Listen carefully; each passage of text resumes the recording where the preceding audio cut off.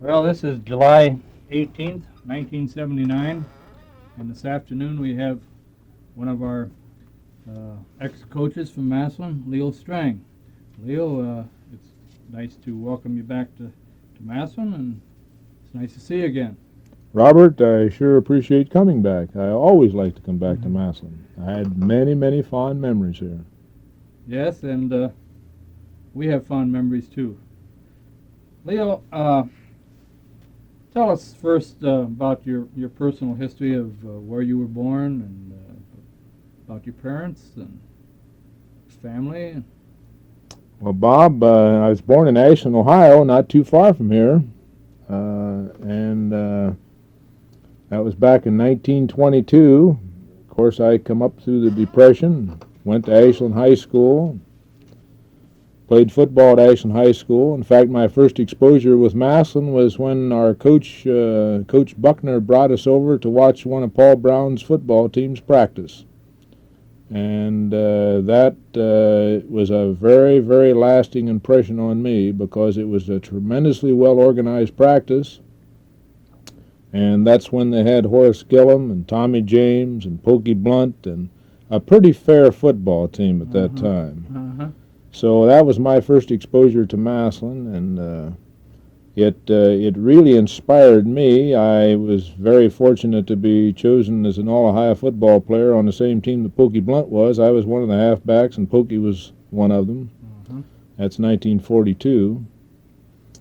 Went in the service, as most people did at that time, in the Navy.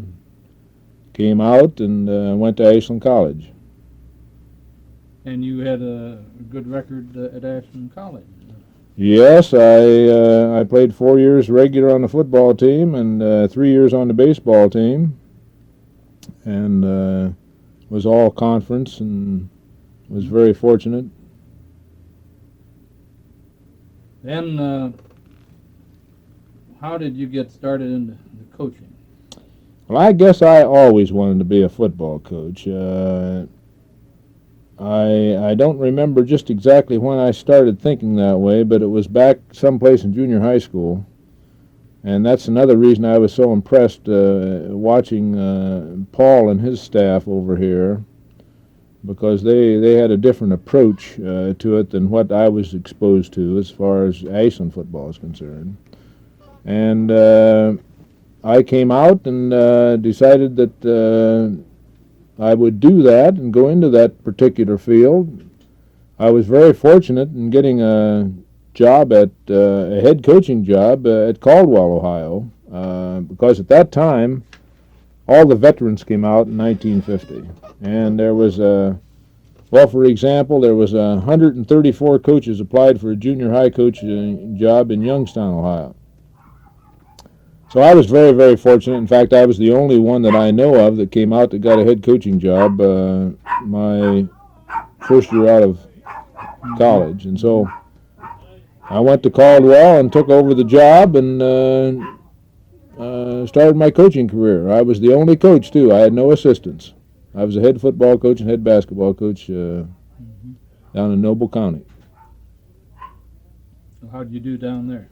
We won 5 and lost 4, and I put in an offense that was a mixture between a T and a single wing, because I'd had a single wing coach and a T coach in high school, and in college we jumped around so many different formations that, so we kind of created our own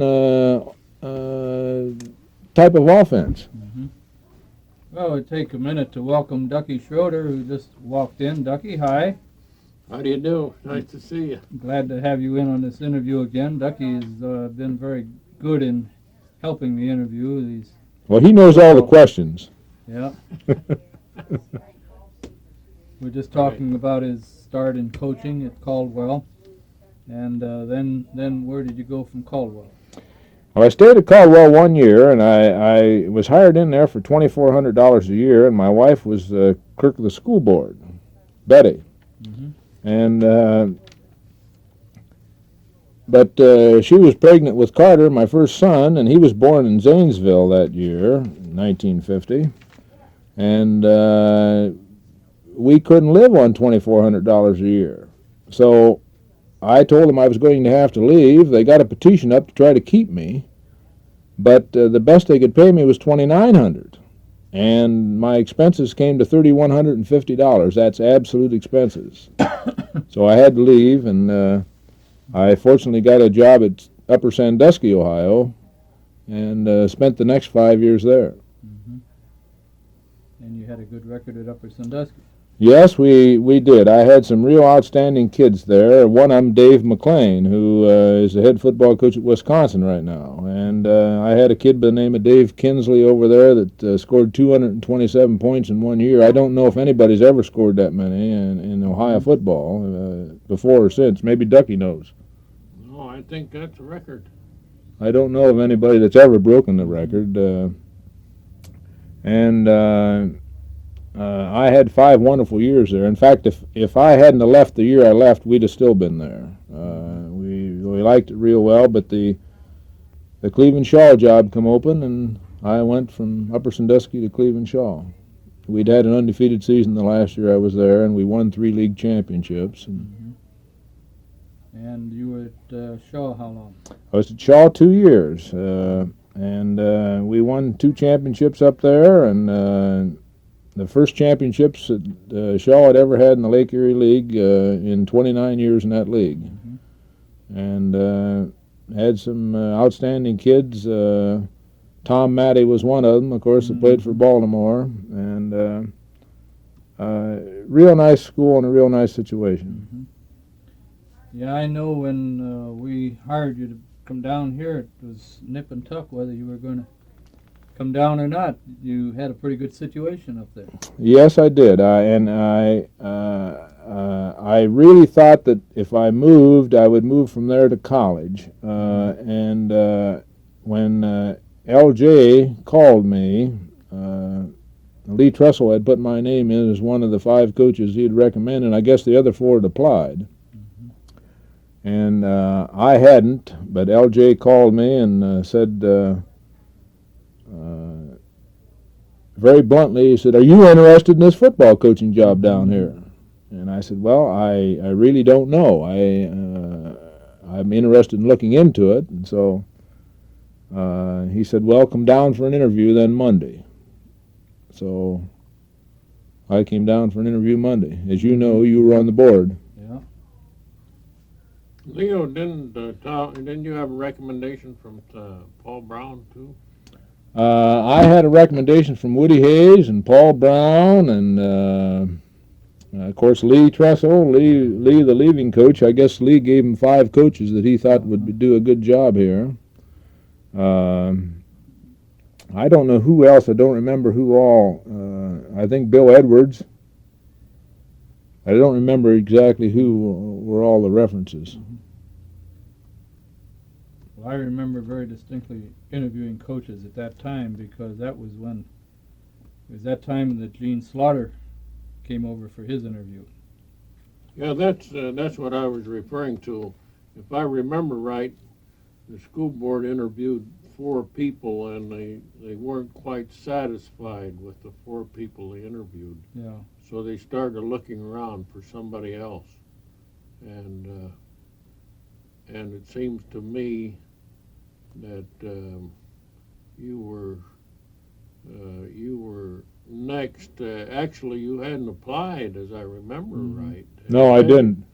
And they were looking around then for someone else that they got to apply. And I think L.J. Smith told me one time that he called Paul Brown up, and Paul Brown recommended you for the job as coach here. Well, I had heard that. I had heard that Paul Brown gave me a good recommendation. Now, I did not seek his recommendation.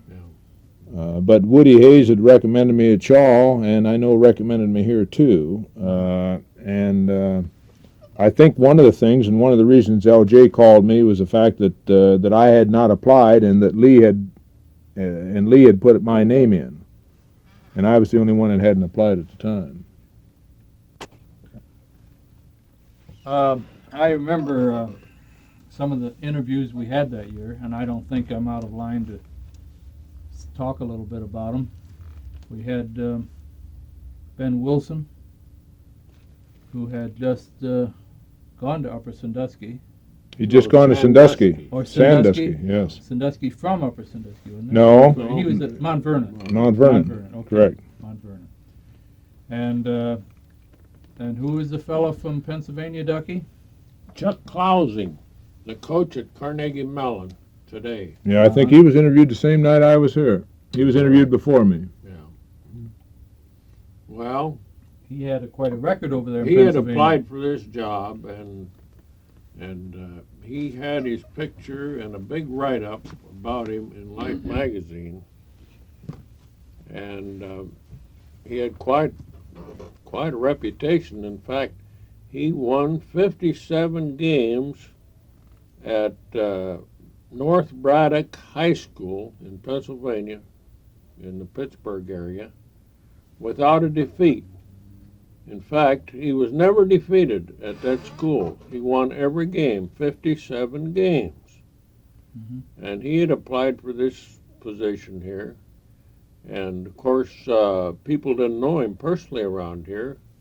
And I didn't know him either. But L.J. Smith asked me if I would find out something about him. And or could I find out something about him? Well, I said, I have one of the old Massillon High School players that's a famous high school coach over in Pennsylvania, Don Fletcher at New Kensington High School. And I said, I'll call him, and he's right in that area, and see what kind of a coach or whether he would fit into this job. So I called Don Fletcher, and Don said, well, he has won 57 straight games, but he's not in the upper class teams. That is, in the top teams. Mm-hmm. But he says he's a very fine coach. Well, he was invited over here, the way I understand it, to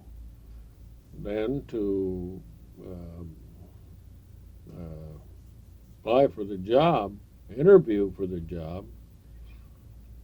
But I think the local people weren't ready to hire somebody from outside the state of Ohio. Well, That was one reason. his training rules were, his attitude on smoking was, well, if a kid wants to smoke at home, that's his business. And as long as he doesn't smoke on the street where people see him, that's all right. Well, this has never been the kind of attitude we've had toward that sort of thing here. But don't you think, too, that Massillon High School has never gotten to the point where they've hired somebody Someone from out of from state. outside the state? Yeah. Too, Yeah. But and another fellow we had interviewed that year was Gene Slaughter from Warren, and Gene really came in and told us that Massillon would never be a power again, that we had lost the kids to Perry, Jackson, and Fairless, and Tuslaw, and that it was known all over the state that we were down and never get back up again. Well, very frankly, Bob, that was the general feeling of the coaches from outside. And really, that's one of the reasons I hesitated to apply for the job. So that was a kind of a general feeling. Now, I sure wouldn't want to make that statement, but No, but that's why at that time we decided to, instead of waiting for people to apply, that we'd go out and start looking for the kind of person that we wanted, and that's where we got Leo involved, because we knew it would take someone with great organization, and thank heavens Leo came in and helped us out. one of the first things, Bob, along those lines, too, I kind of want to make this as a matter of public record, when a couple days later when L.J. called and offered me the job, at that time I did not accept it, but one of the places I went, the first place I went after the interview, was up to see Ducky. And I made it very clear to Ducky at the time that I would not be interested in taking the job or accepting the job unless he would agree to stay with me as a part of the coaching staff if the job was offered to me. And then we had another talk after that before I accepted the job. Because I wanted somebody that had roots here, that was well established, that could tell you the yes yeses and the no nos as far as some of the different procedures and set in the general makeup of the community. Well, I think myself that you did more for our system, the overall system, than anybody has made since. This is my opinion, because you brought in with you not only some great assistant coaches at the high school level, but at the junior high school level. And you did more for our junior high school system, I thought, than has been done. You brought in some great coaches. Well, thank you. They've gone on and done real well, too. That's of course, a good point. I think it's a great point. Dave Grossi did very well, of course, went on and did well, and so did Frank DeMokas and Haas, who, of course, has stayed here in the system and has done very well. And we had a real good, strong feeling that the junior high coaches were a strong part of our program. They met with us at every meeting, and they made a tremendous contribution to us.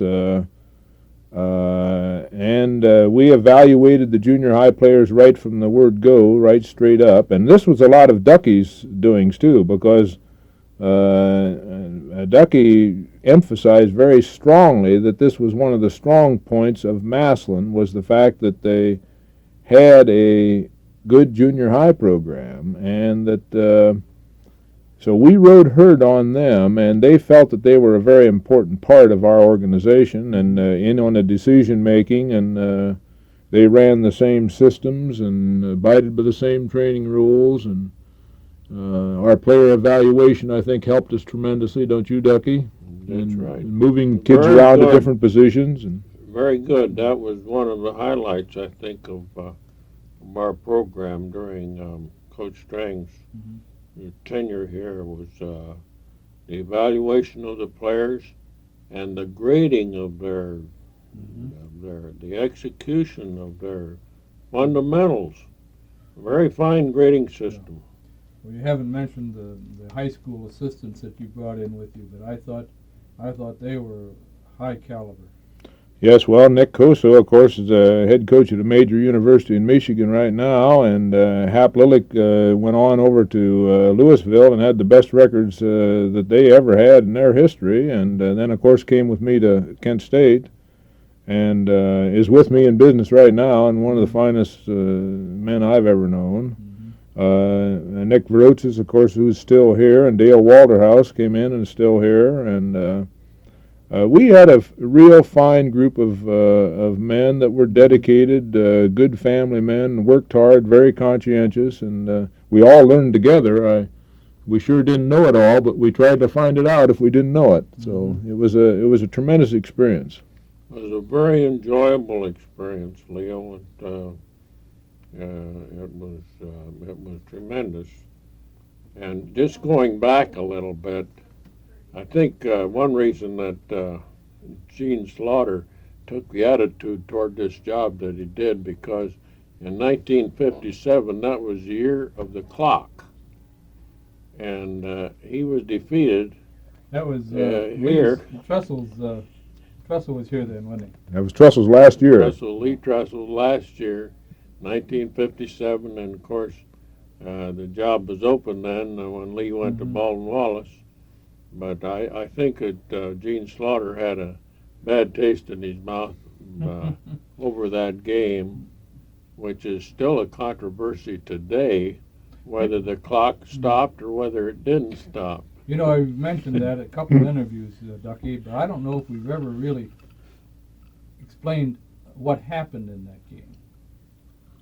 And it might be well to say what the controversy was. Well, it was we were tied 14-14 with a minute and 59 seconds to go, and Massillon had the ball, and on the clock, when the clock made its turn there, instead, when it got around to 59 seconds, it evidently, or at least Warren thought it went back to 159 again. And during this period, we had a drive going, and on the last play of the game, Joe Sparma, a sophomore quarterback who later became a star quarterback for Coach Strang, threw a pass, a touchdown pass on the last play of the regular time on the clock. Well, that was Clyde Childers, wasn't To it? Clyde Childers, and Clyde caught the ball or didn't catch it, but he touched it on about the 10-yard line and juggled it all the way across the goal line and finally got a hold of it and fell down in the goal line in the end zone for a touchdown, and we won the game 20-14. Now everybody walked off the field and no one said anything until we got in the locker room. Coach Slaughter from Warren came up to me and said there was something wrong with your clock. And I said, what are you talking about? I was in the press box up above in the scouting booth, and I was watching the clock. I didn't see anything wrong with it. And he said, well, there's something wrong with your clock. You made that touchdown after the clock ran out. Says the clock went back. And I said, well, I just was flabbergasted. I couldn't believe what he was saying was true. So we looked up the timekeepers, John Morgan and Bill Archibald, and they said there was nothing wrong with the clock. So we said, let's run it over. So we went out in the field and ran it over. We ran it over 16 times. And 2 times out of the 16, it did just exactly what they said it did. But to this day, the timekeepers say there was nothing wrong with the clock. Well, I got in on that story, and of course I've gotten accused of being the coach at that time and so on and so forth, but we had a reserve football team that went up to Warren the next year, and we were driving and down to about their 8-yard line, first down to win the game, and all of a sudden the game ended.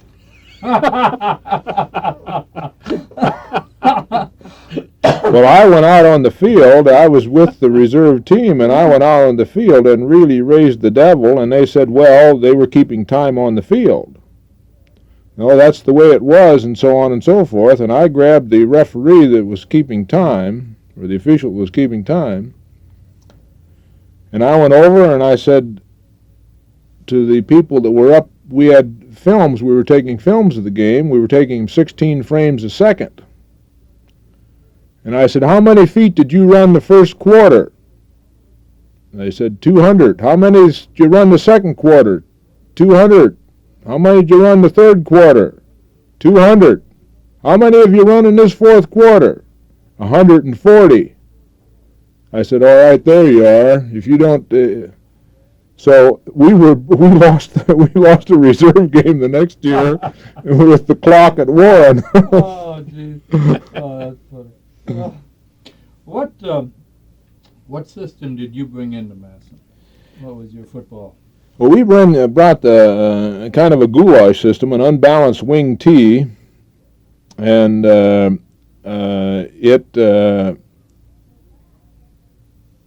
we brought rule blocking in. It was the first rule blocking in the country, I think, for the unbalanced wing tee. Rule blocking came into football with the split tee, but we adopted it into the multiple offense by attaching a word at the end by saying trap. In other words, we'd say 47 trap. Well, we had a 7 trap rule. We'd say 47 power. We had a 7 power rule. if we'd say quick pitch 49 sweep, well, we'd have a sweep blocking rule, and we might have a power blocking rule that the same play was run off of, but different types of blocking. And then the second year I was here, we put what we call influence blocking in because defenses were keying offensive blockers. And we actually got into the false keying before the pros did. And that's the year we scored 400 and some points and beat Barberton 90-0. These people we weren't having to block them out of the plays. They were running out of the plays because of our blocking system. And we had holes sometimes, Doc, as big as your circus room here. And we weren't really blocking people. We were running influence blocking. Duck, you remember this because we went to camp and spent a week that summer developing that type of blocking and that influence blocking so that these teams that ran the different types of what they called a shoulder defense or a reading defense, we just ran them out of the ballpark. They had no way of coping with it at all. So it wasn't so much muscle, although we had some muscle that year. But we just out-finessed these people tremendously. That's something I'd like to have you tell us about, Coach Strang, is the muscle we had that year, especially on the defensive line in 1958. Tell us something about those boys. Well, I have no reservations to say probably the biggest defensive line and the best defensive line in Massillon history. I don't think any. Now I'm just talking about the 5-man line.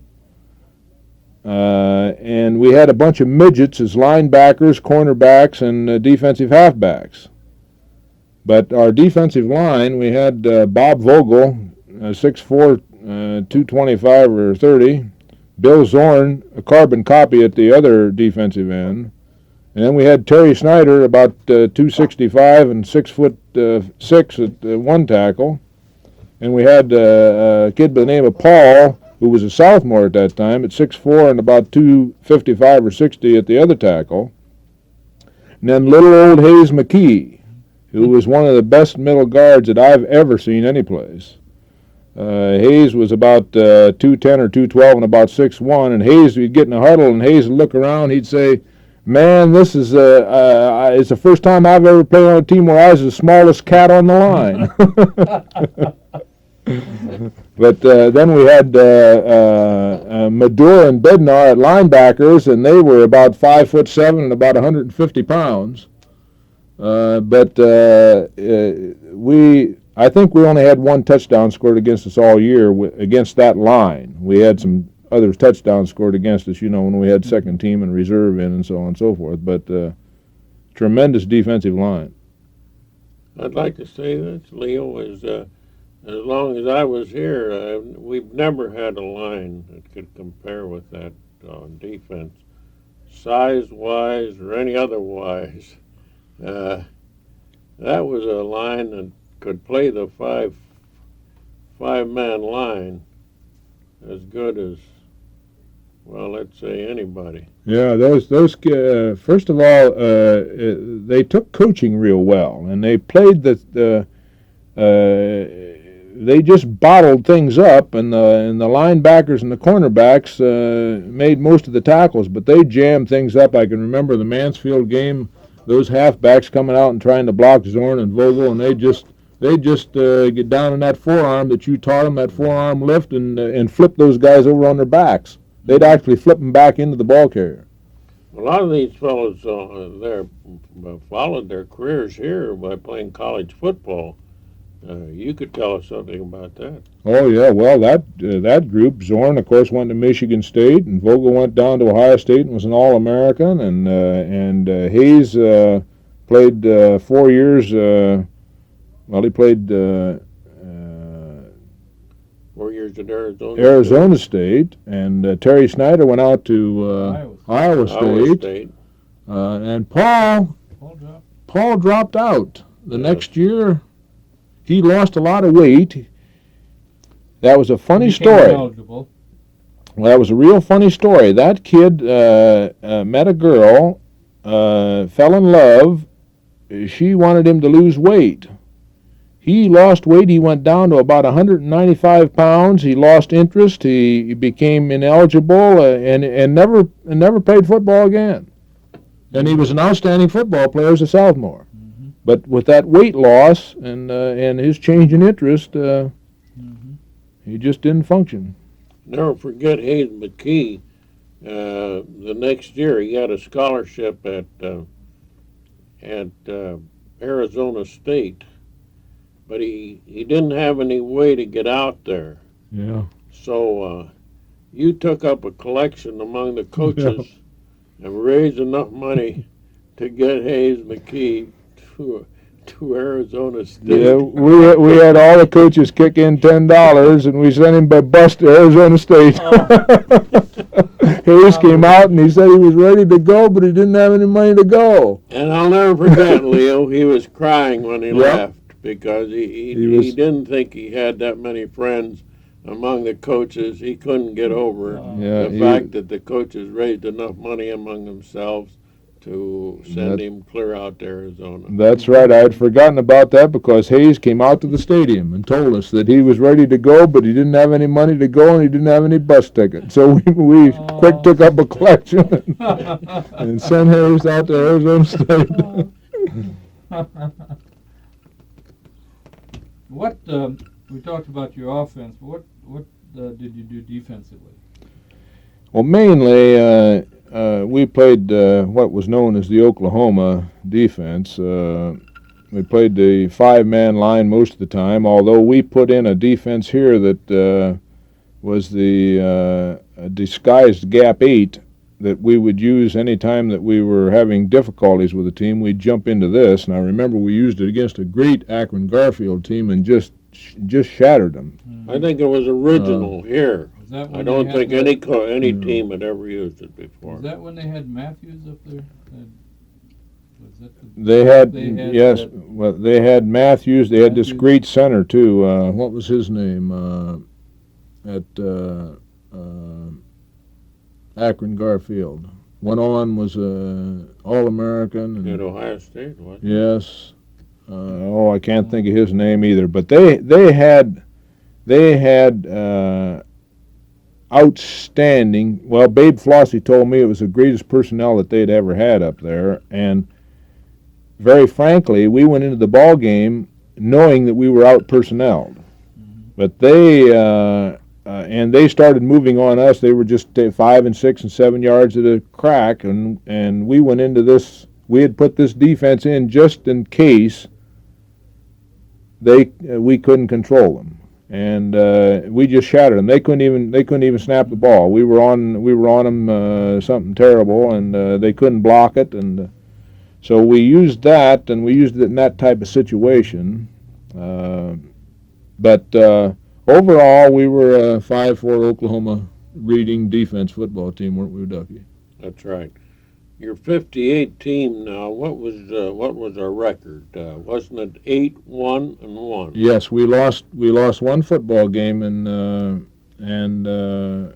that was the Warren game. And if you remember, that was a touchdown that was called back. Snively ran the touchdown on the kickoff. The opening kickoff. It was called back and really deflated us. Was that the game that I was thinking, wasn't one of those games when the middle guard Lawson White was? Well, no, that was later on. That was later on. Yes. Yeah. Okay.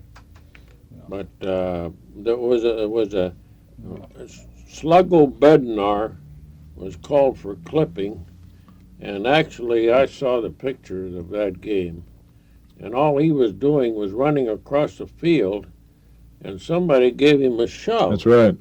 And shoved him into one of the Warren players. Then it was clear off away from the play. It was 20 yards away from wasn't even close. Any action. Wasn't even close to the play. And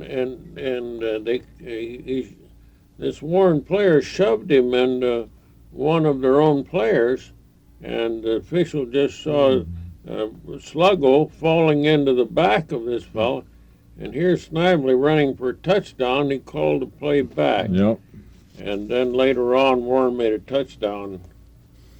Paul Warfield was played in that game. Paul Warfield was a defensive halfback. I've forgotten what. Yeah, I think he was a freshman or sophomore. Sophomore, I think. Was it sophomore? Was it played over there? Played at Warren. Yeah.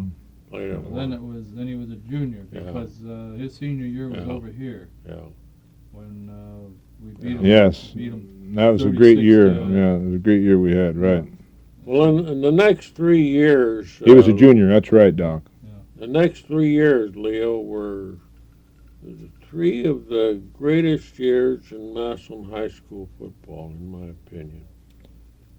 Yeah, we just had. Tell us something about the 59 team, the 60 team, the 61 team. Well, the 59 team, we just blew everybody out. Our biggest fears that year was attempting to keep the kids up. And as Jim Muzzy asked me, he said, who was the best football team you played against this year? And I said, our second team. And that was the truth. We had more trouble with our second team or our defensive football team than we did with anybody else.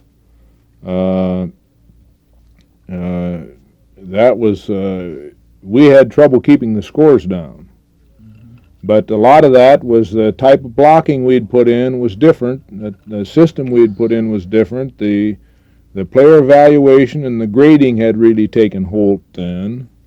And I think the enthusiasm was just fantastic as far as the boosters and the sideliners were just coming in then, and we were taking these kids out and having very close contacts with them as far as the sideliners were concerned, and we were having meetings in connection with those people and what to say and what to do, and I think everything really hit a high point, and I think the people started to realize in Massillon again that Massillon football is way above some of the other football around. Before, it was good, but it just wasn't overpowering.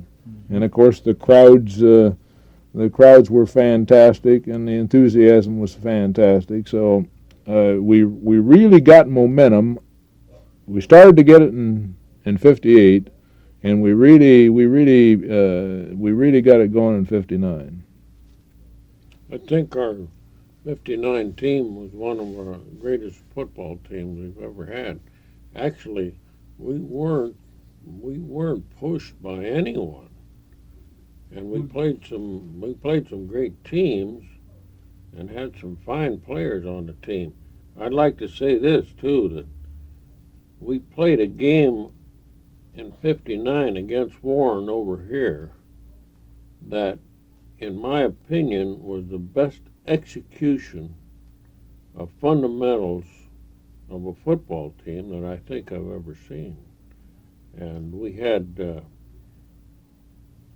30 points in the first half. That was a 36-6 ball game, wasn't it? Yes. That was as near a perfect. There's 2 games that were near perfect while I was here, and that was one at Canton McKinley over at Canton McKinley, and this Warren game. These kids, I remember Dick Sholem, the radio station sports editor, WTIG, came into the dressing room before that game, and of course we had lost a heartbreaker the year before for the only loss at Warren the year before, and you could have heard a pin drop in the locker room. Everybody was sitting there before the game after we'd warmed up, and I was giving some final instructions and talking with the coaches and so on and so forth. And when we said, all right, let's go, we said our prayer and we said, let's go, and the guys went out and everything. I started walking out with Dick Sholem, and he was walking with me, and he said, hey, he said, what's going on here? Are these guys up? Are they ready? He said, I've never seen them act that way. And I said, well, Dick, I've never seen them act that way either. But I said, I got a feeling that you're going to see an outstanding Warren football team just get hell kicked out of them. Now, I said, that's my feeling, because I've never seen kids act this way.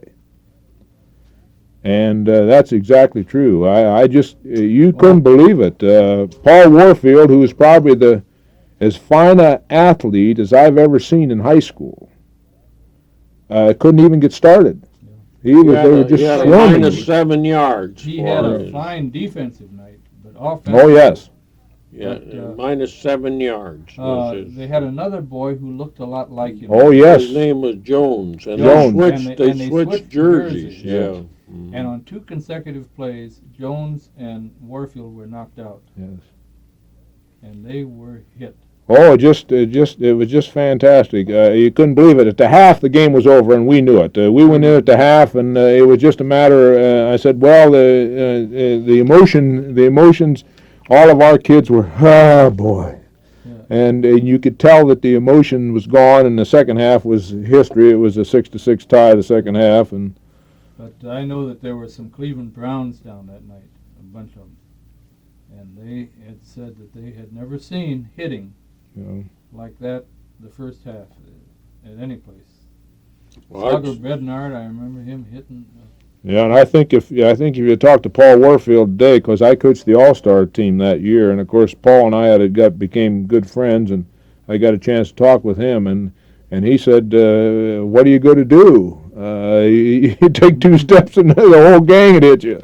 So, well, Leo, you insisted on great technique in the fundamentals, and that's what pays off in football games. Our team was really well grounded in fundamentals. We had little games on to see who could get the most downfield blocks. Whoever got the most on one side of the line was taken to some restaurant at the end of the season and were fed by the other side of the line. And we had little things like that going for us. I thought our grading system was fantastic. We insisted on great technique. There was no upgrading of grades. We always felt that if we could get 60% grades out of our boys on offense and defense against a good team, we were going to win the game. Nobody was giving anybody a grade of 80% or 90% or something like that. Those grades were really right on the dot. I think another thing that Ducky says, too, that helped us was the fact that we coached by positions. This was new, too. And I don't think it's very widely used now yet. We coached by areas instead of by positions. In other words, while Ducky was the long side offensive coach, in other words, he had the long side end and the long side tackle, Coso had the short side end and short side tackle, and Rob had the center and the 2 guards, or the center and the guard and inside tackle. We did the same thing defensively so that they could watch the area. And not only could they watch the area, but when we had our spotters spotting, our offense was set up so that if we started to run a sweep to the right and found out that the left side of their defensive line pursued too quickly, our spotter was watching that area, and we would come right back with a reverse. And this is one of the reasons we had so many long runs and so many 60-yard, 70-yard runs or passes or something, because we would catch somebody out of position.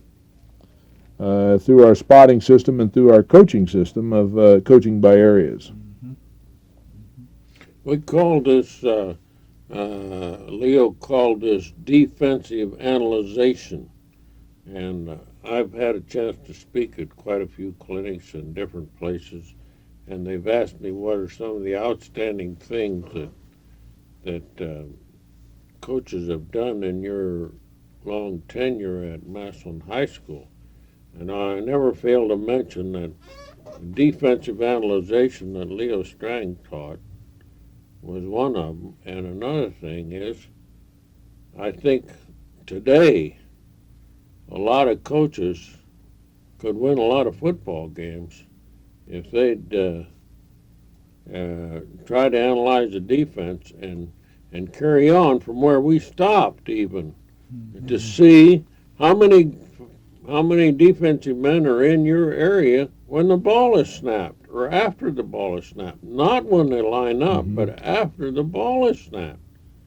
Those are the things. The first thing we attempted to do on that was to find out what in other words, if we were looking at the left side of the offensive line, we wanted to know where the two men were over there, the two men on the line, where the linebacker and where the defensive halfback was. But that was just the start. Then we wanted to know what their reaction was to our action. In other words, if we had started a quick pitch action on a sweep or a dive action where we were just handing off up through the middle of the line, we wanted to know what the reaction of that defensive end over there was. If he was stepping across and going into fast pursuit, then we'd catch him on a reverse off the same action. Or if that defensive halfback, I remember when Alliance had that great defensive halfback, Ducky, maybe you remember his name. There was brothers over there, Charlie Jones. Yeah. And we caught Charlie over pursuing. He was all over the field making tackles and a great halfback. Played at Purdue and played pro ball. Right. But we caught him on a throwback off an off-tackle play. We found that he was coming clear across field and getting in on tackles. If we made 5 or 6 yards, he would be over there. So we made a fake off tackle on the right side, stepped back, and we had our short side end fake a block, and then just circle out back in his territory. In fact, that was one of the winning things that won the game at Alliance. That throwback pass, we gained about 40 yards on the play. In fact, the kid was so good, he recovered and come back and made the tackle on the play. But that was the type of thing that... Well, now, Leo, I remember there appeared a picture in the paper of you sitting on a tractor and driving over the poor Barbara Magics, and the caption on the top, Coach Strang has no what I want to say, compassion or something. Compassion. That's what they meant. Pity on anybody, and you were driving this big tractor right over the. Yeah, Ducky. That was after we beat Barberton 90-0. Yeah. And can you say something about that? Ducky, I still have that in my den, and it wasn't a tractor; it was a steamroller. Steamroller. That's right. Steamroller. And it had Barberton crushed 90-0. And Tom Phillips, who's at Kent State and is a good friend of mine, was the head football coach at Barberton at that time. Barberton had made a big mistake. They had a pretty good football team that year, but right before our game, he chose to discipline 6 of his kids. Some of his best kids in there, and their morale was down. And then we hit them with 2 or 3 real quick touchdowns, and then they made a big mistake of attempting to pass and run reverses and this type of thing, and we just intercept them and run for touchdowns. We intercepted 5 passes, yes, to return them for touchdowns. In fact, we had 11 different kids score in the football game, and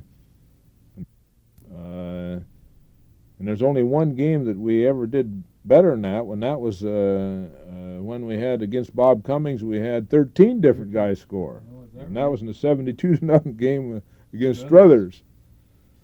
But yes, that football game caused us. In fact, it caused Fritz Howe to throw out the pole the next year. That's right. If you remember, That's next week. interesting. The next week, he threw out the poll because there was a protest over the state of the voters, and they had left Massillon completely out of the of setup. And Fritz Howell threw the poll out and wrote a scorching article regarding that. Hey, we're in here to do this fairly. Which really took a lot of guts on Fritz's part, because the team they put in first place was Springfield, and he's from Springfield. I mean, That's that right. took a lot of. Yes, it did. Yeah, that's right. That's another story. We played Springfield the next year, if you remember. Yeah, down here, that's Yes. 65-35 or something like that. 64 to 32, I think. Something like that.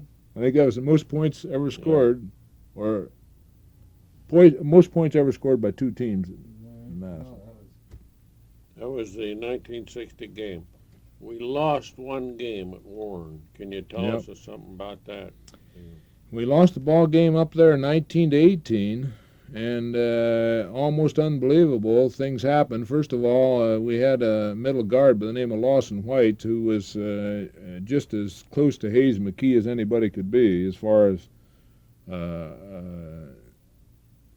being all over the field, and just a tremendous part of our defensive football team. And we lost him on a misinterpretation by the officials. A kid came out to try to block him, and Lawson jumped back, and the kid reached out and grabbed Lawson by the leg, and Lawson kicked his leg away as a natural reaction, and the official thought that Lawson was kicking him, and it showed very plainly that was not the case. He was just jerking his leg to try to get away from the guy holding him. And this was a tremendous setback defensively to us. And we just had a million different things happen in the ball game, and ended up losing at 19-18. And see, it's the only game we lost in 3 years, Ducky. In fact, we'd won 20 in a row before we lost that one. And had we not lost that football game, we would have really had a tremendous winning streak because we had won. We'd lost. I think we won 20 in a row at that time. Then next year, in 1961, we won 11 in a row, but we didn't win the AP poll. Yes, that was Tell another. us something about that. That was another interesting story. Well, you can start that one out by your spring game at Niles. Yeah, that's right, Doc. That was one of the keys. The year before, Tony Mason had called me and wanted to come down and scrimmage us, and I said fine. And so we come down, and they came down and scrimmaged us, and we actually played 2 and 3 different teams. We were substituting. I remember Ducky was playing Kenny Ivan, who was a sophomore at that time, and working with him, and I can remember this very clearly. And we scrimmaged about 20 minutes. We were working with our second and third defensive team and our first and second offensive team. And it was we scored 3 times, they scored 3 times. And we weren't greatly concerned. And Tony came over to me and said, "Hey, we got to stop. We got a spaghetti dinner back home. We got to leave." And I said, "Wait a minute, Tony. We haven't even worked our first defense yet." Oh, he said, "We got to leave. We got that all set up." And he said, "We got here a little late, got this started, so we got to leave." And they took off. And I said, "Uh-oh." And they got the publicity that they'd tied Massillon, in a scrimmage game and so on and so forth. So the next year we would go up to, of course, we won the state championship and everything else. And the next year we go up to scrimmage them. And man, they had the people out there. The place was full, and they had game uniforms on, and The band was out. we really ran into a hornet's nest. But we had a little meeting before, and I said, "Hey, we're going to try to accomplish what we came up here to accomplish anyhow. We're going to play the different people. We're going to work on." We went up there especially trying to work. We had Charlie Brown that year. And we were especially going to work on our faking and our passing and some of our pass actions and play action passes mainly. And we had different things, different objectives. And they ended up. They scored on us twice right off the reel. Yeah. And then after that, we outplayed them, but we never did score on them. Right, actually. and so they ended up. We got down several times deep in their territory, but we ended up actually. They scored twice, and we didn't score.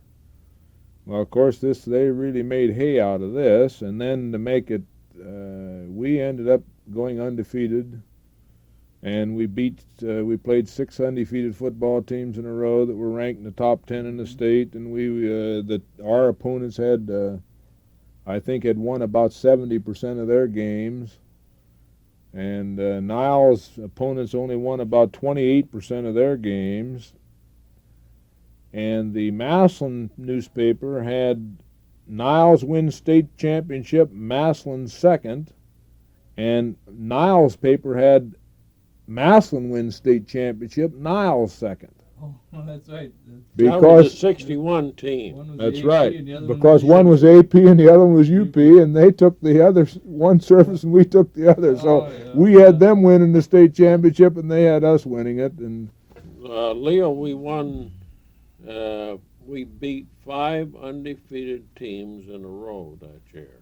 right. One of them was Roger Bacon of Cincinnati, comparable to Cincinnati Moeller today, in my opinion. Right. Well, if you'll remember, Ducky, we played Ron Basevich's team 2 years in a row, and that's the only 2 games they lost. Yes, that's right. They would have been undefeated. In fact, Ron said something about that, saying that, yeah, you guys didn't play Massillon. If I hadn't played them, I would have been undefeated too. But they wouldn't. They didn't want to play us again. We finally came up to that Toledo. Which team was it? We played a Toledo team and whomped them bad, real bad. Toledo Weight. Yes. Weight, we beat them bad. And then we came into Parma. Last 2 weeks, Parma and Camp McKinley, yes. And I think that our kids were emotionally. They were drained. Emotionally drained. That wasn't that great a team. No, we were tremendously concerned. We did not have outstanding football players on that team. That outstanding talent, individual talent. They worked real well together, and they weren't big, but emotionally, we were just completely drained. And we went up to Parma. I was tremendously frightened because, first of all, having been in that league, I knew that those Cleveland suburban teams, especially Parma, was the largest high school in the state of Ohio. They had more boys in one grade than we had in the whole school. And they had been having inter-squad trouble between the juniors and the seniors. And they had lost 3 or 4 games that year. 3 out of the first 5 games. Right, and then McKinley. they had come on strong towards the end, and it was their last game, and we were playing at the stadium, and I knew that our kids and our general public was looking forward to the McKinley game. And we went up there, and I'll never forget going through that dugout going at the half, thinking, "Ye gods, what are we going to do?" Because we were down 20-7, 20-7, because we kicked 3 straight field goals. Paisley kicked them all. Yeah. They had that great passer. Yes, they had a left-handed passer by the name of Jakes that went to Bowling Green. And they did a fantastic job, and of course they were sky high. But we came back, and there's where that defensive analyzation came into effect. At the halftime, one of my coaches said, "I think their middle linebacker is following our guard, keying our guard." And I said, "Well, the only thing we can do is the first play we go out there, we'll find out." I said, "Watch it." And the first play we ran, we pulled the guard, and that linebacker moved with him, but we weren't sure. So I said, "All right," the next play, I said, "Guard pull, 31 power." We pulled the guard and ran right up to where the guard pulled, and we went clear to the safety man, almost went for a touchdown.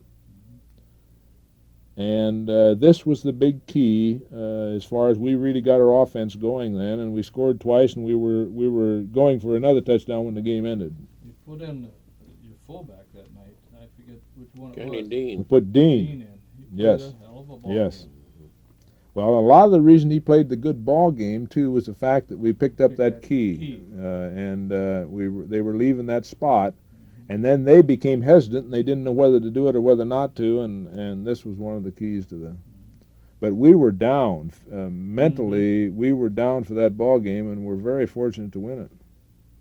And then the next week against McKinley, it was they had lost 3 ball games out of their first 5, and people thought we should walk all over Yep. them. But they came on tremendously strong. In fact, their last 4 football games that they'd played, they'd averaged over 50 points a game, and they came on tremendously strong. And we put a great goal line defense to win that ball game 7-6.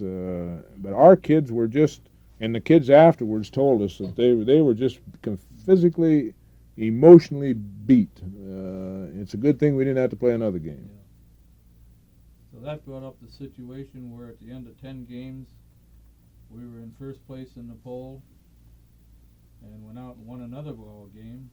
And Niles didn't play that next week, so we make it 11-0 and lose the state championship. Yeah, lose according to one of the polls. Yeah. And according to the figures, the teams that we played against, they won 7+ games each, and the teams Niles played against won 2+ games. 2.9. 2.9. They won less than 3 games per team per season. So there was no comparison as far as that's concerned, and that, of course, that was one of the things that led to the scheduling of Massillon Niles at the Rubber Bowl. Tell us about that. You were the instigator, and Well, that was real interesting. We were trying to play Niles, and this even brought it up even more. And so one of the promoters up in Akron got a hold of this, and Niles didn't want to play at Massillon, and Massillon didn't want to play at Niles because mainly we didn't want to play up there because they didn't have enough seats to take care of our people.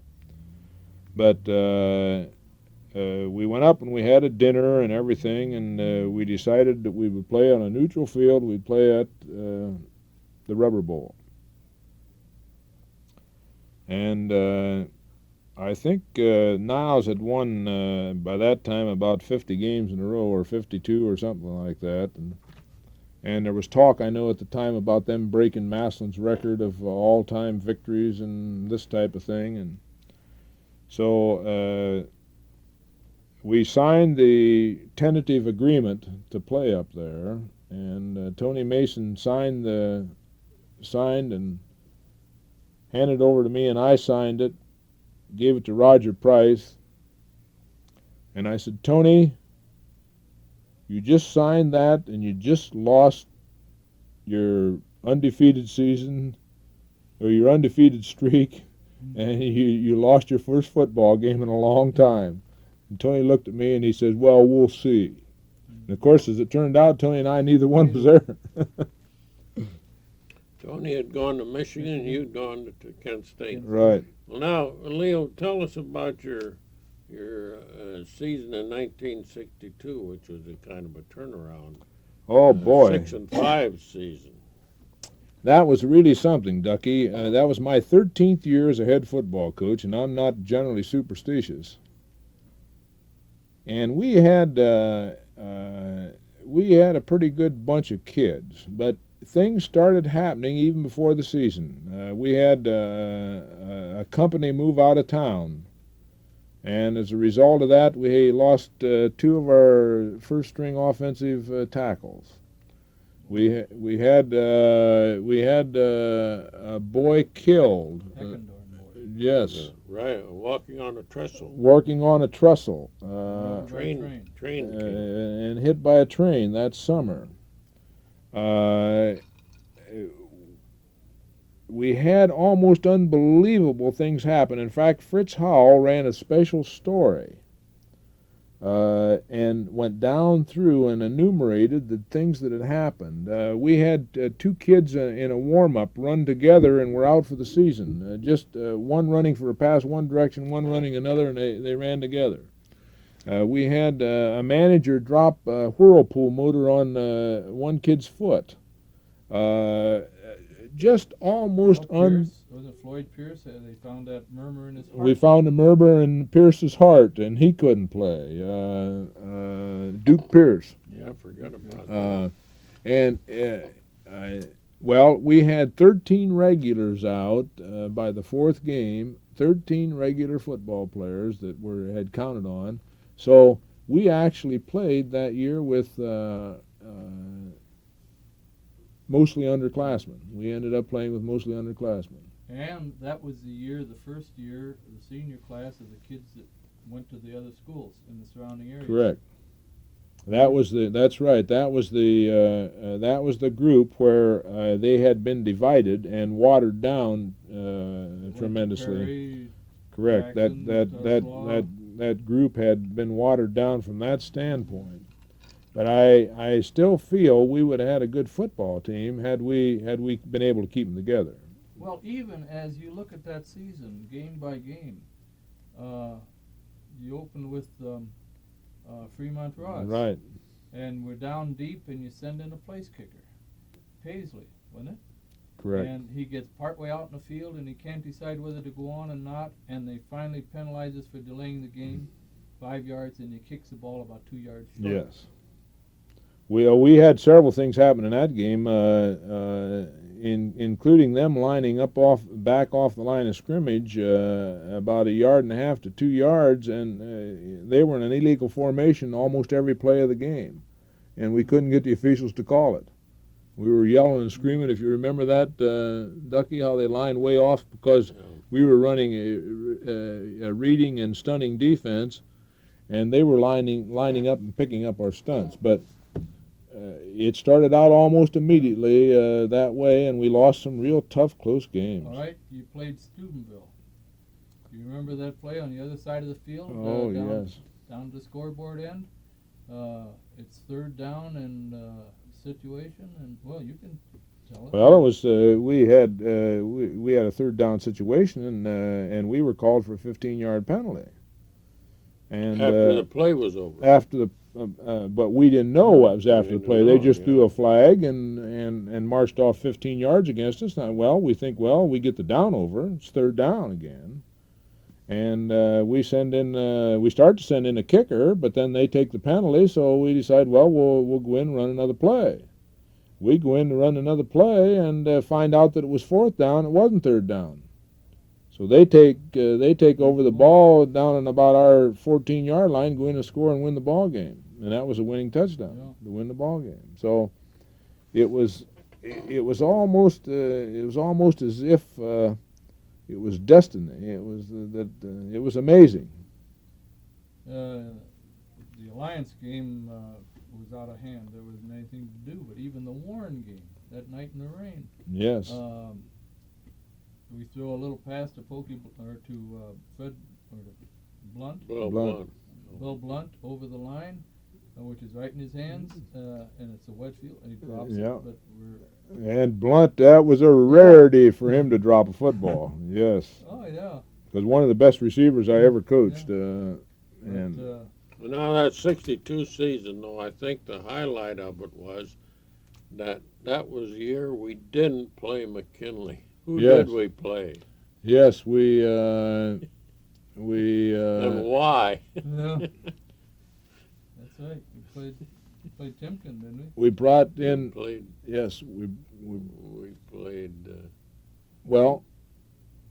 We played Lincoln. We played Lincoln, not Lincoln, Timken. Lincoln.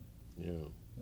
We brought Lincoln in to play that game, and that set up the doubleheader against McKinley the next year. Yeah. But now our '63 team, I thought, Coach, was a great team. Except we lost one game. It was probably one of our outstanding teams.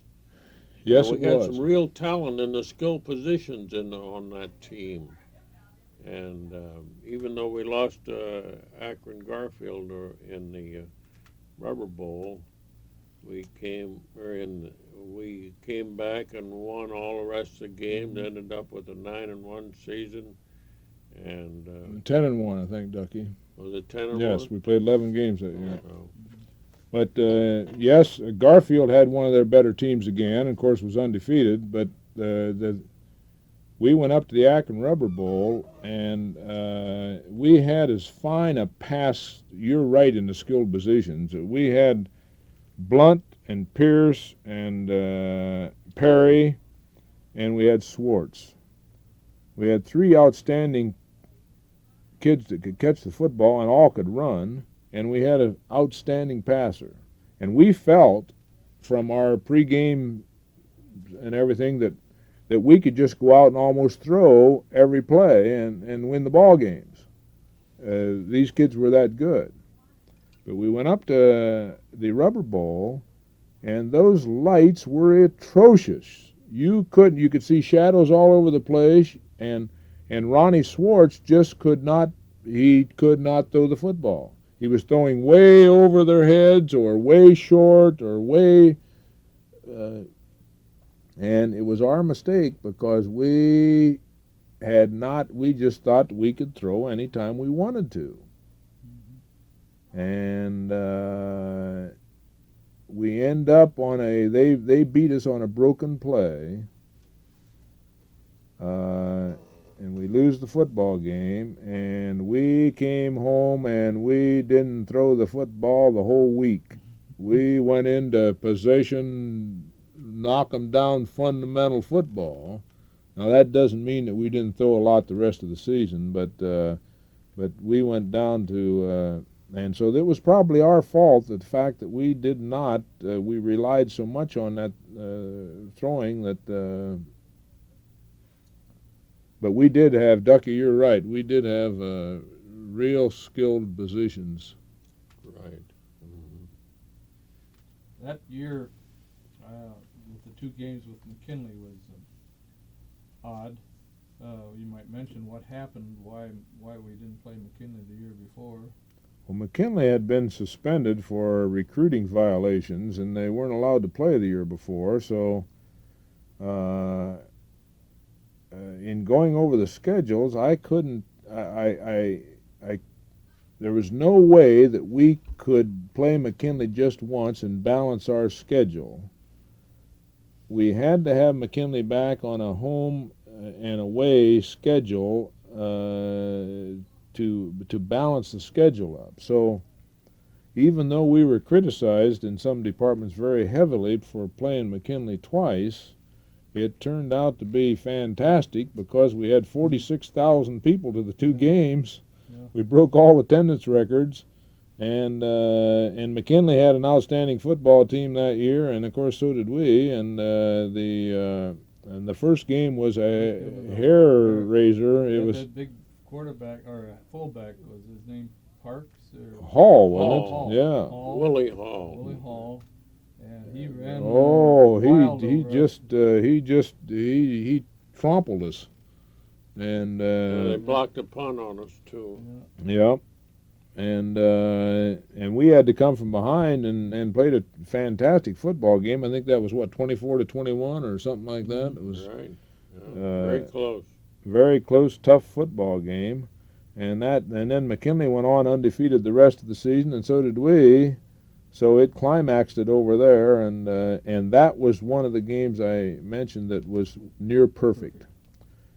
That I know that year that when we scheduled two games, Fred Becker, the editor of the paper, got on us quite heavily. Yes. Because you could see no sense in it, and we tried to justify it. And of course, the way it turned out, as you said, the crowds, the fact that the first game was such a tremendous battle, just made the second game that much more desirable.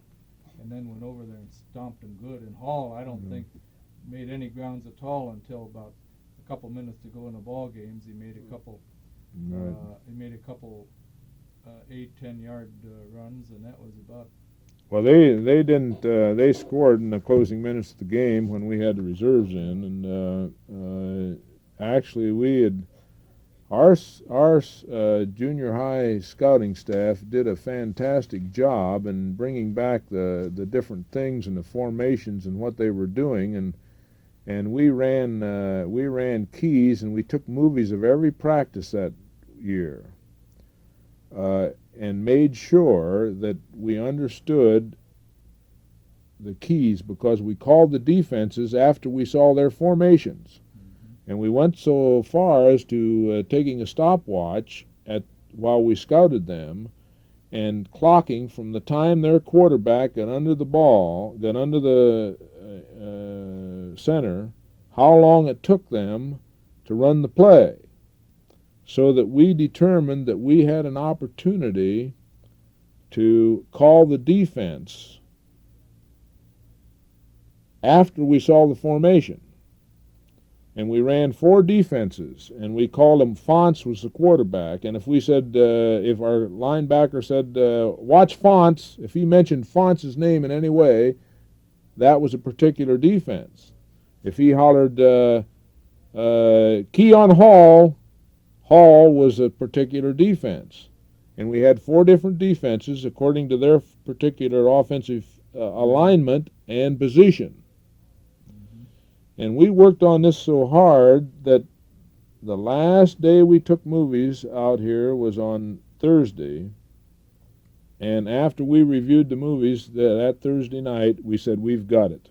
The kids have got it, and we're ready. And they just couldn't, they'd go into a particular formation, and we'd go into this particular defense. We knew what plays they were running off of that particular formation. And the kids just did it perfect, didn't they, Ducky? Just That's fantastic. Right. But this again was a part of the total teamwork, as far as the total group and the meetings in analyzing what the other team was doing and what to do to stop them. While you were here, Leo, you had how many state championships did you have? Well, we had 3 state championships and 2 national championships. At that time, they were rating the teams nationally. I don't know if they're doing that anymore or not. Are they, Ducky? Yes, they are. Well, Pascal Cohen in New York City.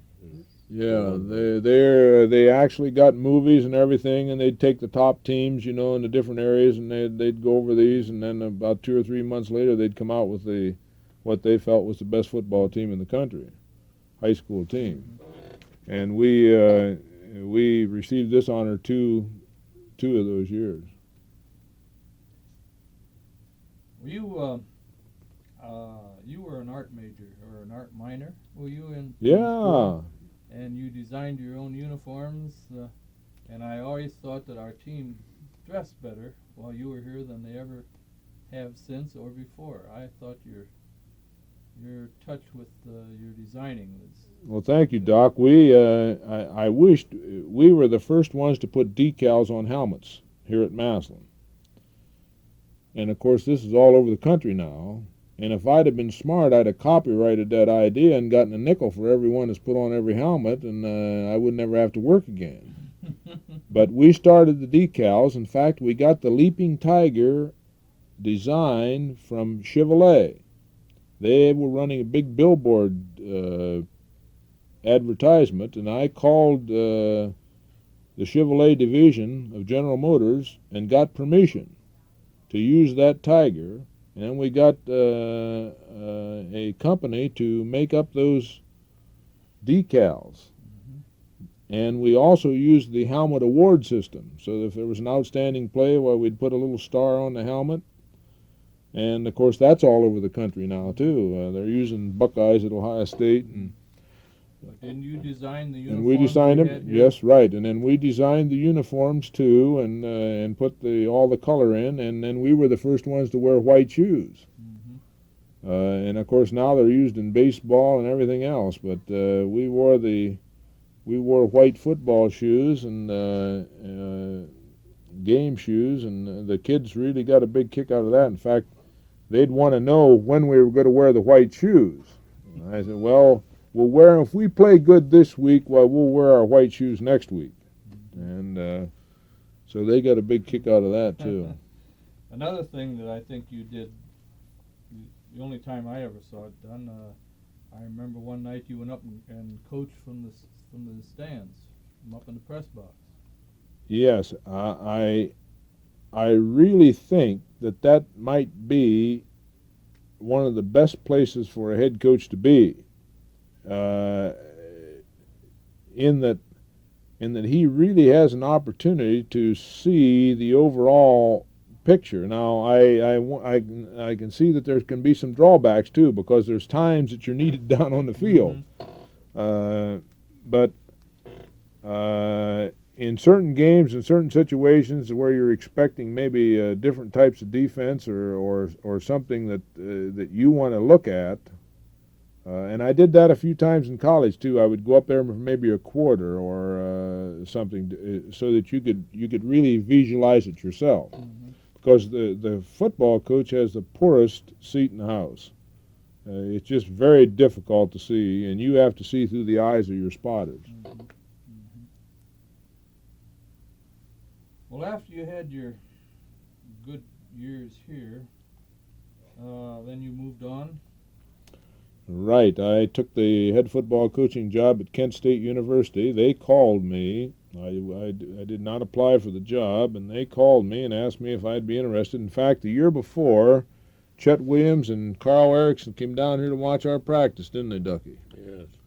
And we had them at our little lunch and everything else, and I was kind of suspicious at the time. I kind of thought, well, that they're just not here. He was the athletic director, and Chet was the business manager, and I just thought, well, they're here looking things over, and so the next year they called me and wanted to know if I would apply for the job, and I told them I wouldn't, but I would come up and talk with them, and I was reluctant, very frankly, to leave Massillon, but I had done everything that I could do here, and Massillon's not the kind of football coaching job that you retire in. I don't think the head football coach should come to Massillon anytime thinking that he's going to retire, and actually I had coached more football games than any coach that had ever coached at Tiger Stadium at that time. And was here 6 years, and I think that's the same that Chuck was here 6 years, wasn't he? Right. But we played a few extra games, and we played 11-game schedule. But I felt it was time for me to move on. 2 years before, I had been told I had the University of Cincinnati job, but then a friend had gotten in on that job. And I was assured at Kent State that they would be competitive. And we were very competitive, of course, in the years I was at Kent State. But yes, I left here, went and took the head coaching job at Kent State. In fact, took several of the Massillon players with me. I'll never forget that game when your freshman played Pittsburgh. Yes. God, he walked all over Yeah, them. they still talk about that because Pittsburgh was on the rebuild too, and we had a great recruiting year. We recruited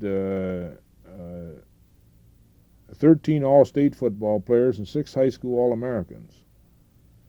And we played the University of Pittsburgh, who thought they had a real good freshman team, and the score was 54-6 when we called off the Wolves. It ended up 54-24. But Blunt and Swartz just had a field day. Blunt made catches. I was up in the stands or up in the press box, and one of the reporters from after Blunt had made 3 outstanding plays for 3 touchdowns, he turned to me and he said, "Who in the hell is that number 22?" And I said, "Oh, he's a little old boy that I had down at Massillon." And I said, he said, "Oh, I've never seen anything like that," because Blunt he'd run a kickoff back for a touchdown, then he intercepted the pass and ran it back for a touchdown, and the next time we got the ball, Swartz hit him on about a 55-yard bomb that he took over his head on a dead run and went for a touchdown. So. How did you feel, Leo, that the Massillon High School boys that you recruited, how did they adjust to the football at Kent State University? They did a fantastic job. I took Grady Eckert up there. He played 3 years as a regular. He got his arm broke the last year and only got to play part of the season. Graduated with honors. I took Steve Tarl up there, and Steve Tarl played 3 years as a regular offensive tackle for me, did an outstanding job, graduated very high. Will Perry, whose grades were marginal here, we got him in junior college, brought him out of junior college 2 years later. He went with me, and Will's got an outstanding job with an insurance company, graduated. Bill Blunt went up, did an outstanding job. Bill got his knee hurt, and unfortunately the last 2 years only got to play spotty. Did an outstanding job, graduated from, and all of those kids are, and then of course Ronnie Swartz, who's played regular quarterback and is an outstanding veterinarian up by Metter. But I was tremendously proud of those kids. They never caused one bit of difficulty in any way, shape, or form, and all the people in Kent still talk about the kids from Massillon and how well they did, and we were really proud of them. Well, Leo, I always think of you as being one of the coaches, Chuck Mather and Leo Strang, 6 years at Massillon, and never lost a game to Kent McKinley. Oh, he Won them all. Yeah, Ducky, that beating Kent McKinley 6 years in a row is a fond memory, and I just don't know how it would feel to lose to them and have to go a whole year to wait. You never had to find No, out. and I wouldn't want to. Well, you know, when you talk about that year that you got snake bit here, that bad year, you had one in Kent like that. Yes, we did. And it's hard to believe all the things that happened that year. Do you know, Doc, and a lot of people talk about that there, that Kent State might have been a Michigan State of Ohio. We had the talent. That second year, we outplayed Penn State at Penn State with a bunch of sophomores. We had Bill Asbury, who was a senior, and the rest of our kids mainly were sophomores. And we went over and completely outplayed Penn State. Now, they got 2 touchdowns on us quick because our kids were awful jittery. And the game ended up 21-7. But statistically, we out-first downed them, we outgained them, and completely outplayed them after the first 4 or 5 minutes of the football game. That's the type of football team we had. We lost on an official's mistake to Bowling Green. We ended up second in the conference. We won 5 and lost 4, and tied 1. But all 4 football games were lost by freak things, just crazy things. And the momentum from that, we could have been very easily undefeated. The momentum from that could have really carried us on. Now, I don't know. We didn't know what was going to happen in 1970, but my last year at Kent, my last year of coaching at Kent, the SDS had moved in, and we started to have diversions and difficulties on campus that most campuses were starting to have. But yes, we were snake bitten. It was just almost unbelievable. Well, you lost ball games, about 3 of them, by field goals in the last 2 seconds, 6 seconds. Yes, we tied. I remember Officials' decisions too. Most of them were just we tied Ohio U 3-3, and Ohio U they kicked a field goal that was outside the bars, a 47-yard field goal that was outside the bars by 3 yards. But at that time, the official under the bar could only rule that the ball was high enough. And what he did is he raised his arm, indicating that yes, the ball was high enough. The referee made a mistake. He thought that he'd signaled the ball went through. It was one of those curving, long kicks, and he called it good. After that, that was the result of them changing and putting 2 officials under at the bars because there was so much stink about that. There was a petition signed. The people that were sitting in the end zone signed petitions and everything else, and this was sent to the commissioner. They brought it up to the NCAA, and they've changed the rules since so that the officials under make the determination and signal back to the referee. So we did get something changed, but we tied a football game we should have won. And there were just so many things that happened that way. And didn't you have a couple players? One was declared ineligible that wasn't, and one that was not ineligible was later found to be ineligible, or yes, something to that yeah, effect? we had that. We had to forfeit a football game because of a mistake, and then because officials at Kent State put some papers under something else and forgot to send them into the commissioner, and as a result we ended up forfeiting a game that we had won on national television.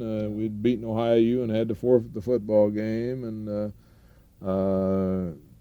we had then we had another kid that they had misinterpreted the rules on, and they declared him ineligible, and he wasn't ineligible. They had misinterpreted the rule. And we had 3 other kids that the dean made ineligible and took their scholarships away, and he really had no business doing this. And there were just so many things that had happened along these lines that, and these were the times, of course, that led up. This particular type of thing was not only going on in football there, in athletics.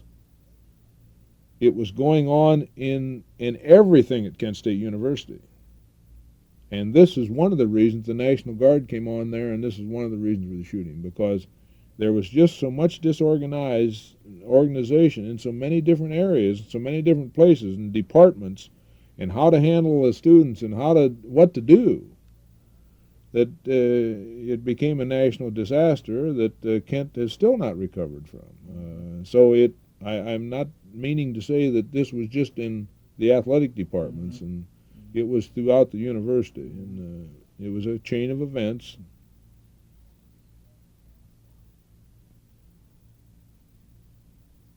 Well, I think it was pretty well.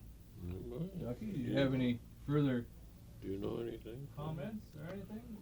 Well, I know this, and I've told a lot of people this, that I've spoke at a lot of coaching banquets and coaching clinics and everything else, and I've had a few superintendents and a few principals say, well, we don't want another Massillon here, or we don't want that type of thing. And I said, hey, you don't know what you're talking about. You've just heard rumors. Massillon athletics, and Massillon football in particular, helps support a tremendous program throughout the school system. And you should want another Massillon here, because I know at the time I was here that Massillon had the lowest dropout rate of any industrial city in the United States. They had one of the finest camera clubs, one of the finest choirs, one of the finest bands, one of the finest speech and debate clubs and organizations of any high school in the state of Ohio. And a lot of this was a result of Massillon having some extra money from the football program to put into these other activities that students could take advantage of.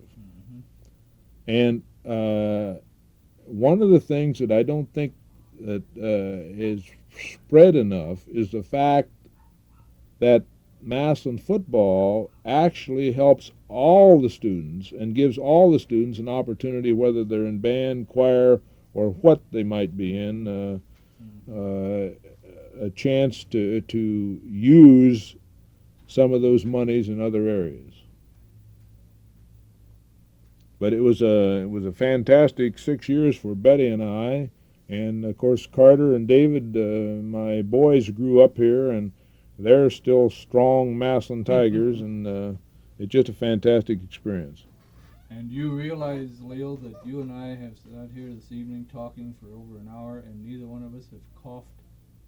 Hey, that is something unusual because we used to choke to death before games.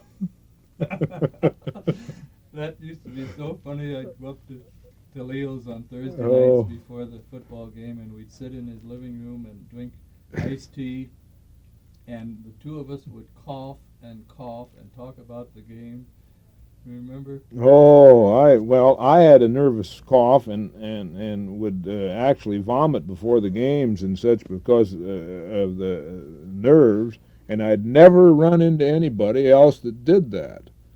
And the first Thursday, and we were afraid to stop this because we started winning. The first Thursday, the doc came up there, and he'd come up and we'd start to talk about the game. We'd both start there and choke, and we couldn't get a sentence out without choking. We'd get too excited, nerves. Betty would sit there and laugh, and we'd be red in the face. Well, I'd say this, Leo.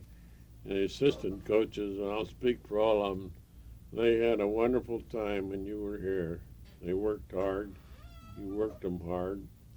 But we really had a great spirit among our coaches, and I think you were responsible for it. Well, thank you, Ducky. We all got together, and I can't end this without saying that this guy here, there's nobody any loyaler to Massillon football that's ever coached here than Ducky Schroeder. And I can say this for you, Doc, too. There's nobody ever from outside, so to speak, that's ever devoted more time, unselfish time, to Massillon education in general and Massillon football in particular.